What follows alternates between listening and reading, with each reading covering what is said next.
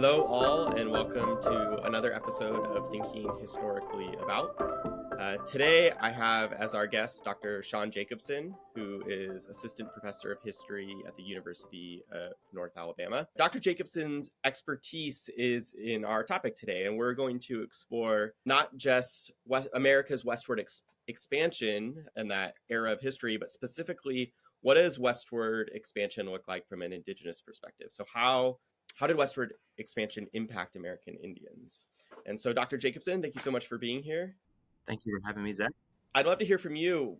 Why this topic? As a scholar, what drew you to this era and area of history? Sure thing. So I would say my interest in westward expansion actually came through a very unconventional manner. Growing up, I visited a lot of national parks with my family. And so, I always associated, I had a love for history pretty early on, but I didn't really think that I was gonna study that whole issue. I was actually more interested in museums and public history. I remember when I was young having a very strong impression visiting places like the Holocaust Museum in Washington, D.C., thinking about history of genocide. Later on, I actually took a course in genocide studies in college where they were looking comparatively at genocides through world history, and there was a unit on colonial genocides and looking at the colonization of the Americas through this lens of genocide. And that really struck with me, because it really, there was this weird cognitive dissonance because, for many Americans, when we think about genocide or ethnic cleansing or other, crimes against humanity, we typically, especially in the 20th and 21st century, think of stuff like that happening over there, over in Nazi Germany or Rwanda or Sudan or China, all these other places. And we usually, think about those things in contrast and antithesis to us as Americans. We're supposed to be the good guys in history. America ideally is supposed to represent, the forces of light and progress and expanding. And this is where it gets really interesting, because if you think about that whole idea of the U.S. as a force of light, there's a lot of connections going all the way back to the early colonial days and a lot of the influence of colonial Christianity, and think of things like John Winthrop's City on a Hill, this idea of America becoming this beacon to save the world, which over the centuries expands to a more secular vision of America having this manifest destiny. But then thinking about it from the native standpoint, and again, that term genocide, it's definitely contested. It's very fraught in the historical debate, but it does pose a challenge to a lot of these assumptions that I think Americans in all the whole political spectrum, kind of takes for granted that the American expansion should, in theory, be a good thing. But so that's kind of how I got engrossed in the subject, is tackling with this, what I would, call a cognitive dissonance between what we see in our landscapes, through our national parks, and even in my book project I'm working on, looking at these 19th century frontier missions, that kind of become seen as nostalgic for the arrival of hardworking, moral, industrious, white Americans, civilizing the frontier. But then I'm wanting to re-examine these spaces, from an indigenous vantage point. So that's a long-winded, but that's kind of how I got through to that interest in westward expansion. So, you bring up a few things that I want to maybe push a little for clarification just so we can think through. But one thing that you brought up at the very beginning is your interest in public history. And if I'm not mistaken, that is your PhD was in public history. Absolutely. I actually don't know if we've had another public historian on the series. And so can you help us understand that dynamic? Like we think of the historian, the scholar, but then there's also this thing called a public historian. Yeah. What are the differences, and what is kind of the vision and the goals of being a public historian? Absolutely. Yeah, that's a great question. So public history is a field that really came about around in the 1970s. It was seen as a response to a crisis, really a job crisis with the field of history. Hey, we are losing our relevance. We're somewhat out of touch with the public. And the public is very engaged in history, whether that's through museums or entertainment, monuments, memorialization, landscapes.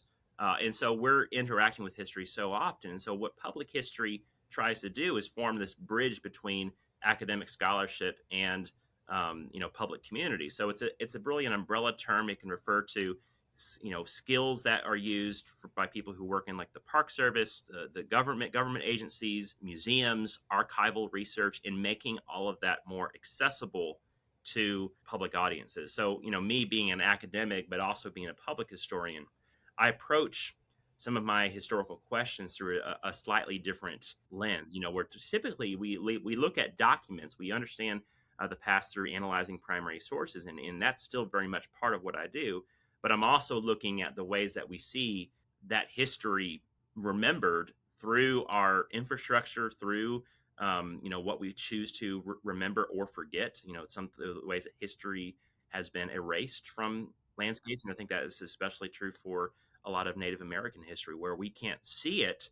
But just because we can't see it doesn't mean that it no longer exists. So it's a way of expanding our understanding of what is history and what is historical research. So can you give like maybe a concrete example or two of how your academic scholarship or your study of this era has kind of crossed over into public history? Because I mean I remember you sharing some of those examples when I first heard you talk, and I was pretty fascinated about these collaborations that you had in the community.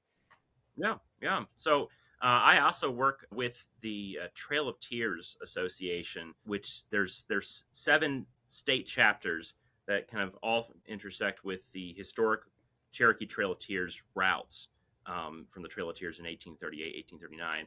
And what we do is we partner with property owners, with city governments, in trying to interpret that history in their landscapes. And so it's really a way to take what I'm already doing, and with like archival research, and presenting it in public forums, whether that's through presentations, but then also collaborating and really being that liaison between the people on the ground, the people who want to bring interest in that history to their region through like creating a historical marker, or thinking about educational teacher resource packets, or I'm working in Alabama, so we're focused specifically on Alabama teachers, but it of course can extend more broadly, and partnering also with folks at the National Park Service in their National Historic Trails Office, who can also provide research support.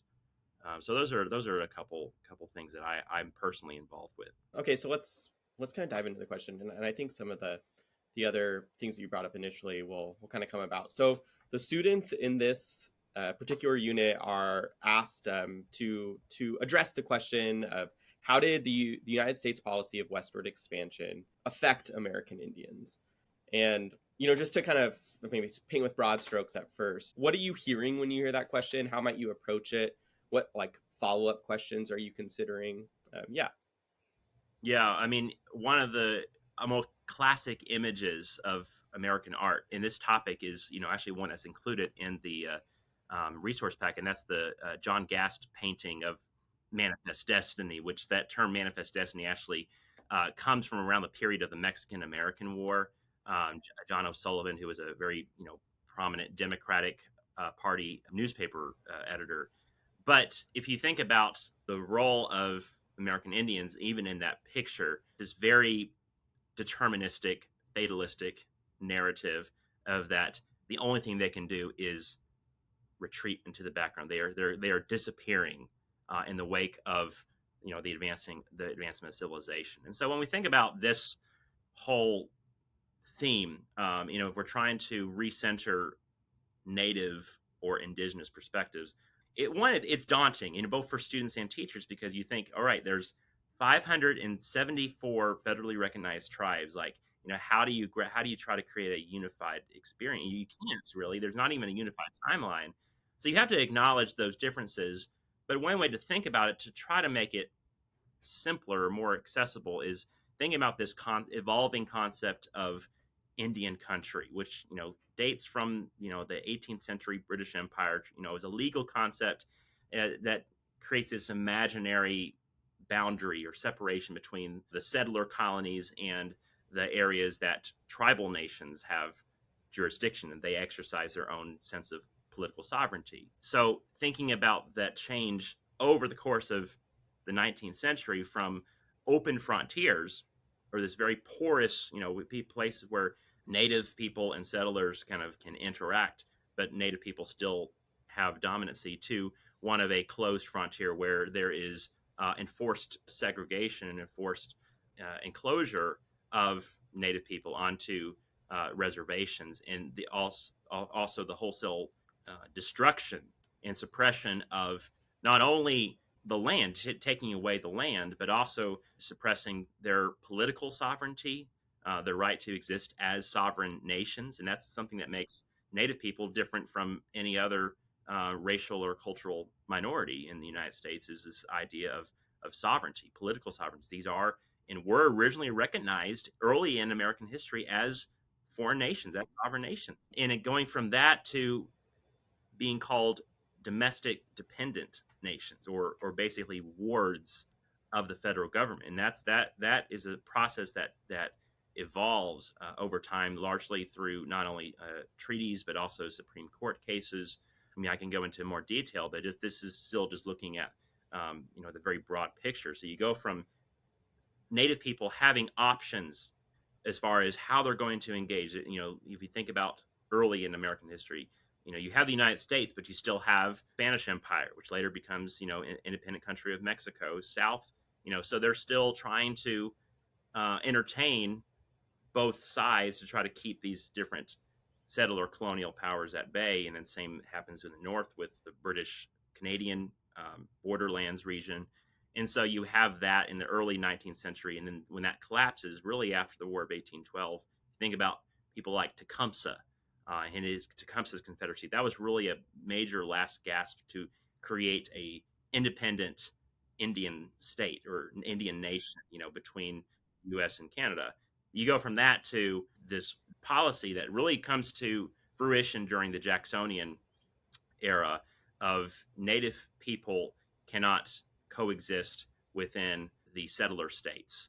This idea of, hey, because Native people, even though they're being forced in many ways to try to change their societies, and some of them actually do, especially if you think about the Cherokee Nation, they adopt a written language. They adopt, in many cases, a lot of the Western cultural norms, even to the extent of starting to practice slaveholding. That's another thing that people don't realize, that they, quote unquote, became civilized, and yet they were adamant about political sovereignty, that we have the right to exist as a sovereign nation.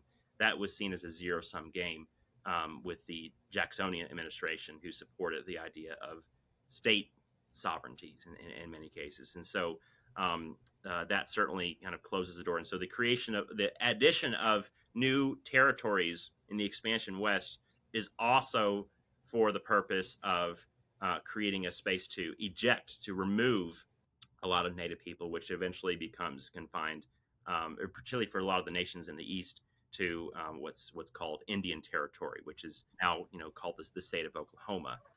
And then, of course, we can't underestimate the role of violence, but the ways that if Native people try to resist settler encroachment, that often is used as an excuse by government agents and state militias to enact very, very punitive, even genocidal campaigns to completely annihilate any forms of active resistance. So that really also culminates, especially in the post-Civil War era, where you have a much more robust federal government and much more robust military, often veterans from the Civil War now going out and fighting and suppressing these nations that are now further west in, especially places like the Great Plains area, the Great Sioux War, for instance. So by the time most of these tribes are suppressed and confined to reservations, this is also the era of intense nationalization. The U.S. is trying to assimilate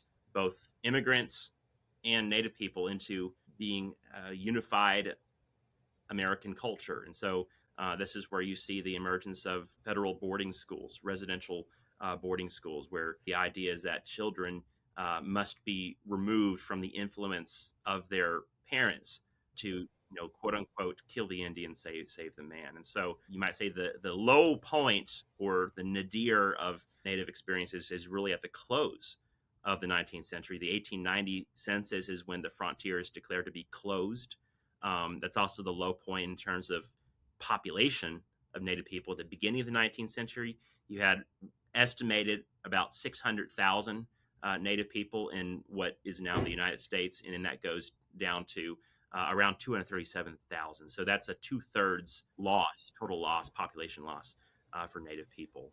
So you talked about like the the potential or the idea of genocide early on, and then a few times as you kind of walked through westward expansion's impact on Native Americans, you brought up this concept of settler colonialism. Would you mind like helping us understand kind of, because like you said, like when we think of genocide, we usually think of things outside of the United States, but I think that like the part of the defining genocide within the United States is this concept of settler colonialism. And so what does that mean? What are the products of that mindset in what kind of these European settlers over the course of that 100 years? So settler colonialism is a type of colonialism where the people immigrating, in this case, let's say from Europe, are arriving to a new continent with the intent of replicating their cultures, their languages, from in their whole governments, inherited from the old country. And so that means like not just exploiting the resources, because you do see that broader colonialism existing in places like Asia and Africa, during the British Empire, but in North America, you really see this intent to create and grow a settler population at the expense of the native population. So while there's not always an express intent to slaughter or murder the people biologically speaking, there is this idea, this presumption, and it's also baked in cultural and in religious narratives, that the settler community is meant to, and even destined by God to eliminate culturally, to replace the indigenous culture with a settler culture. And so that means, over time, delegitimizing any kind of indigenous or native cultural system, their tribal government. And so that's broadly speaking what we refer to as settler colonialism. So I guess like as I was listening to you, I kind of saw this trajectory over the course of U.S. westward expansion, and there was the trade, and then essentially conquest in the colonial era, and then Jackson, like Jacksonian politics is about kind of pushing beyond where I think he conceived the U.S. was going to stop. And then the Civil War ushers in this more nationalistic culture, and so that means that the Anglo population wants to expand also west of the Mississippi.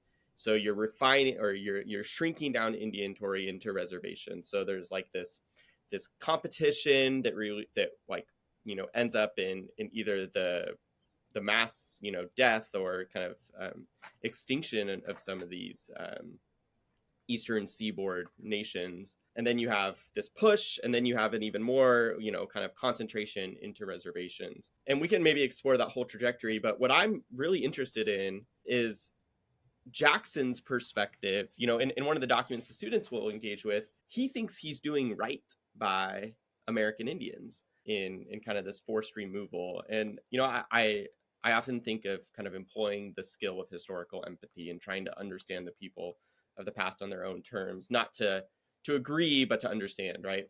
And so can you help us understand that historical moment? Like what's going on in the brains of congressmen who are voting this Indian removal policy into effect? Right. And that's something that's a challenge just in the study of history broadly, is understanding, these historical actors who commit heinous decisions. They themselves, they don't think that they are evil. They think they're truly convinced that, hey, this is the way of progress. Like this is what's going to be the good of the majority. And so Jackson is certainly no exception to that. You think about Jackson, his experiences with Native people was primarily one of fraught warfare. I mean, he was a veteran of the Creek War, which was part of the War of 1812, and so the Battle of Horseshoe Bend, all that stuff. And so he understood his role as trying to reduce and eliminate the possibility of interracial war as he saw it between settlers and native people. And so, he convinces himself, and he's also influenced by a lot of agents that are out living on the frontier, including American missionaries. Like there's a name of a Baptist missionary named Isaac McCoy, who actually was a confidant of Jackson and some of his associates, that was actually making a case that, hey, because native people are suffering alcoholism, they're being influenced by the corruptions of white civilization, that for their own good they need to go across and to find their own self-determination, in a way that they are separated from white people, and so Jackson kind of imbibes a lot of this mentality. And of course, he's very much of the persuasion that we might call the Anglo race, or this is also a time period where notions of whiteness are becoming more prominent in national politics. Same with romantic nationalism, that the U.S. has a destiny to expand, and who is part of that American nation.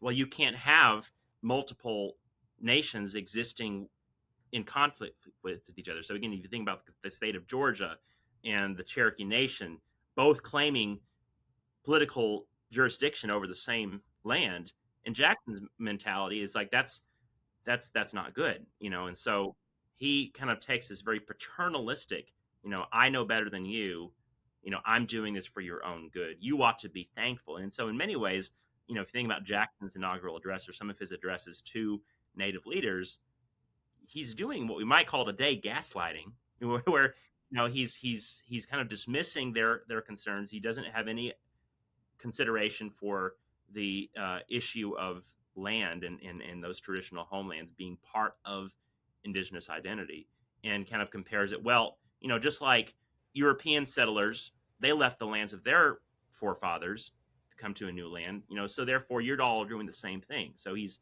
making this false comparison between the experiences of white Americans who are already going westward, and then native people who are, against their will being forced westward. So he kind of delegitimizes any idea of an indigeneity or being from the land itself. So one of the things that the pieces of feedback, as you kind of helped refine the unit, that I most appreciated was just how are we considering centering an Indigenous perspective in this, right? So we're not just talking about the white United States impact on this, I don't know, obscure group, but like these are people with agency and decision making, and so what are they saying during this time, and what does their perspective look like? And so I'm just curious, and it doesn't have to necessarily be an Indigenous perspective, but is there a particular, source, perspective, primary source that you find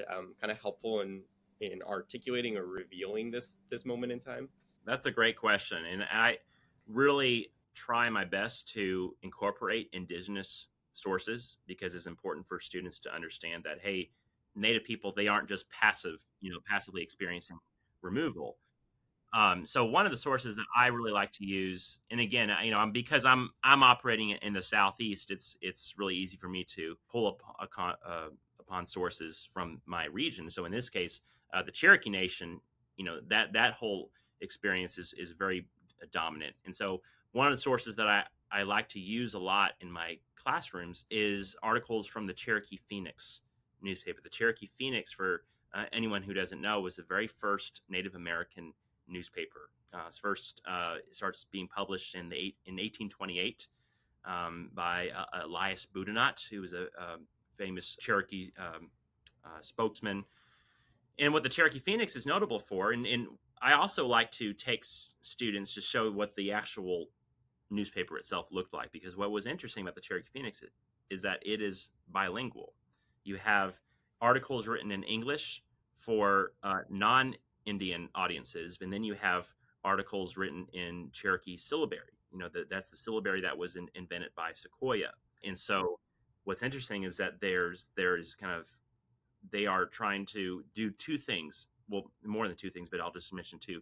In this paper, for one, they're trying to address to the settler population or the white population that, hey, we can engage in your quote unquote civilization too. We're in talking about what's happening in politics with the Jackson administration. We're talking about world news, talking about news that has an impact on us as Native people. But then in the Cherokee sections, they're also, like, they publish the Cherokee Constitution. They publish articles basically giving fellow Cherokees insights and strategies for how to stand up for your rights, your political sovereignty, how to stand up for your culture and your land rights. So it's kind of saying, hey, we can be modern, we can be quote unquote civilized, but we are still proud. We can still be Native American. We can still exercise our culture, and so that's a really great source that I like to use. And in fact, if anyone's interested in where to find good resources, you can go to either Western Carolina University has really good transcripts of a lot of Cherokee Phoenix articles. And then if you go to Georgia Historic Newspapers, you can actually see the digital scans of the newspaper. So you can really get a sense and appreciate, the bilingual aspect to all of this. Maybe I'm becoming too conspiratorial, but was there ever like a dissonance between what the Cherokee Phoenix published in English versus what it published in Cherokee? Like, are they like acknowledging like that their white readership can't understand that part, so they're gonna kind of say the things that they want to say? Yes, yeah. So a misconception when I say bilingual, that's not to say that all of the articles are parallel and they're exactly the same content. I mean, there is some crossover, but that's the other thing, is that there's almost like a secret coded message, because the vast majority of white people can't understand Cherokee syllabary, and so they're giving these insider messages to fellow Native people. And again, I you have to forgive me because I don't actually speak Cherokee. I know a few characters, all of mine, but you can find, because there are people who have translated the Cherokee passages. It's interesting to see that they're very more explicit about cultural sovereignty. Yeah, what you're saying, how the white people don't understand. Yeah, it's fascinating for that reason. I think some of the students listening should maybe sign up for a dissertation project when they, get through university and explore. I like, because that, we see so much of this like kind of codification of certain ideals when like that only a particular audience can read it. So now I'm super interested. Okay, so what's another perspective we should be considering in the unit? The students see kind of a trajectory from the Jacksonian era to these, Indian schools in the late 19th century. What might be missing? So they don't engage with the Cherokee Phoenix. So that I think that's like a really helpful perspective to push. But what else, has rounded your scholarship and your perspective on this era? Yeah. So there is kind of a popular myth that Native American history kind of comes to an end with the closing of the frontier. You think about events like Wounded Knee Massacre, horrifying tragedy, and that's on the Pine Ridge Reservation in South Dakota. So that's kind of seen as like the last major violent episode in Native American history. But what's significant is that 3 years after that, 1893, there's this big World's Fair that happens in Chicago. It's called the World's Columbian Exposition, and it was intended to be roughly 400 years since Columbus's arrival to the New World, and so it's a celebration of American manifest destiny. Looks upon the future horizons of the promising 20th century and American empire. And this is also the same fair where you see things like Buffalo Bill's Wild West show that's kind of romanticizing a lot of that in those Indian wars. You also have an exhibit. This is odd. You have an exhibit of the Carlisle Indian Industrial School, where they actually have mannequins of these Indian children that are now, shown in school uniform, and they're saying, "Look how great this is!" They're being assimilated. And in the middle of that, you have a figure whose name is Simon Pekagan. Simon Pekagan is a Potawatomi. Their homeland is in what's now kind of the lower Great Lakes regions. So, especially like southwestern Michigan, northern Indiana, and Illinois. And so he's invited to give a speech at this World's Fair, and it's called the Red Man's Rebuke. He was expected to kind of give a celebratory speech at the fair, and what instead happens, and this is interesting because in one hand he kind of exemplifies, both American Indians' willingness to quote unquote assimilate. So he's showing up in Western clothing. He has a suit and tie on, and he's practicing Roman Catholic, and yet he comes forward and he basically gives this scathing review of the fair, and it talks about, hey, this was the Chicago of my grandfather's generation was more civilized than what you are celebrating right now. So it plays upon these ideas of civilization and savagery in a really fascinating way. And he actually publishes his speech later at the fair on white birch bark.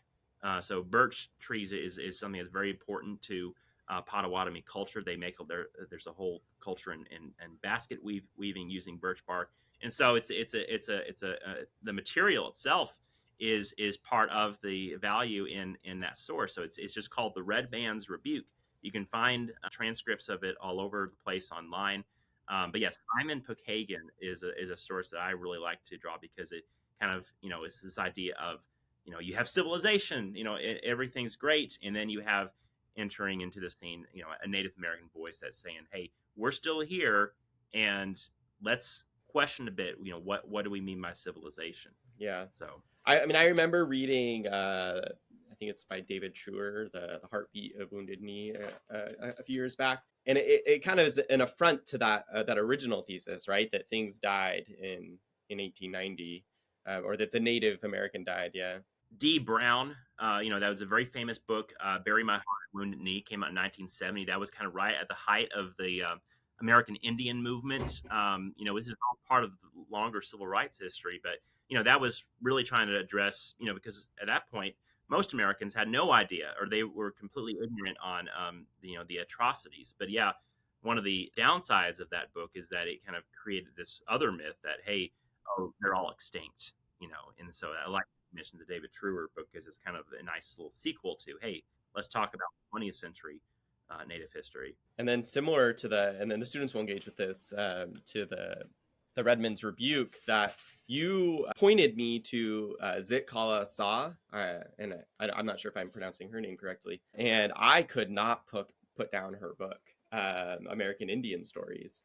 But she just did such a clear, and then she was like a winner of poetry competitions, and so like she again had like embedded herself in the dominant culture and yet retained her indigeneity, in the way that she kind of pushed against and challenged the interactions between white culture and indigenous culture. I mean, wow, it was so hard, students, for me to pick an excerpt to put in here, because I'm like, this entire book is just incredible. And I think it's important to balance this idea that, hey, and I think Zikala Shah is a great example of being brutally honest about the trauma that so many indigenous people went through, and yet also acknowledging that they are still making a space for themselves. They don't, yes, we can talk about the graves at a lot of these boarding schools, that a lot of these unmarked graves, which are still being discovered today. Of course, we had, just a couple of years ago, we had a time, it was Deb Haaland, who was under the Biden administration, the first Indigenous Secretary of the Interior. She launched this Native American boarding school initiative to really belatedly try to uncover this history that has for far too long been neglected and even suppressed. So, I mean, you've touched on some of these things, and so if you want to kind of double down and repeat, that's totally fine. But as you go through this process of engaging in this history and teaching this history, what's a goal that you have for your students? Like what are you hoping students kind of walk away from this study thinking about or doing? Yeah, there's a few things. One, understanding simply that, despite all settler colonization, Native people are still here. It's a thing that and needs to be reminded and impressed upon students today. And also acknowledging, even in places like New England or the Southeast, where you had Jacksonian policies. I call it ethnic cleansing. Displacing all these people. There were still pockets that are of remnants that still remain, and you can find places like in North Carolina. There's the Eastern Band of Cherokee Indians, and so acknowledging finding these places even in your local region or local place, acknowledging the relationship between landscapes and history, and something, a resource I like to direct people to. There's actually a couple options you can go to. There's one called nativeland.ca, and it's a way to find out about it, where regardless of where you're at in the United States, you can find out, hey, whose traditional homeland am I on? Yeah, and finding ways to think about your local history, local landscapes. And I think it's a way to really reinvigorate the idea of how do we see indigenous influences in the landscapes, and what are those tribes, the descendants of those people, doing to try to re-engage those conversations around cultural sovereignty, land use rights, understanding, and then appreciating this idea of stewardship with the land. And so those are a few things that I would like to impress and encourage students to look at. Yeah, thanks again for such a great conversation. I'm continuously challenged in my own thinking when I engage in these topics. So I appreciate it. Dr. Sean Jacobson, thanks for helping us think historically about this time. Well, thank you for the opportunity. It's been a pleasure.